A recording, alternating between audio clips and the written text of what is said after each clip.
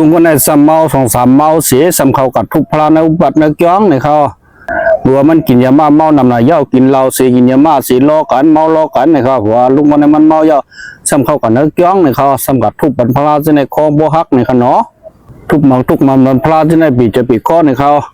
หัวเจ้าหน้าที่บริการเขายับอะไรมันจะถามมันว่าเมื่อกัดทุกเพชรสังพลาในห้างมันเนาะมันก็จังตอบว่าตั้งแต่มันมีเงินมีคำเขาตั้งแต่มันบนเสียงผังใบเขามันก็วันไหนในเขาเนาะมันก็ว่าเตรียมเงินเอาคำนั้นกับขายซีกับซีกินยามาเทียงในเขาลุงวันไหนก็เป็นคนไทยในเขาเนาะเป็นมาที่เมืองไทยเขาลุงวันไหนยามถูกขอกมาเขาต่างมันหาหกปอกเย้าในเขาคุยกับออกขอกมาก็มันกับมันเดียวในเขาเนาะเมื่อเจ้าหน้าที่เขายับไรสี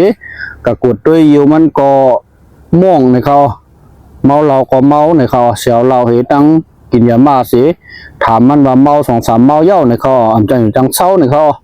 วัดเขาเกี่ยงกับทุบปันพลาอย่างไรเขาเนาะก็หาเงินหาข้ามหาแสนบนผังไว้แล้วพลาในเขามันตอบเป็นอย่างนั้นในเขา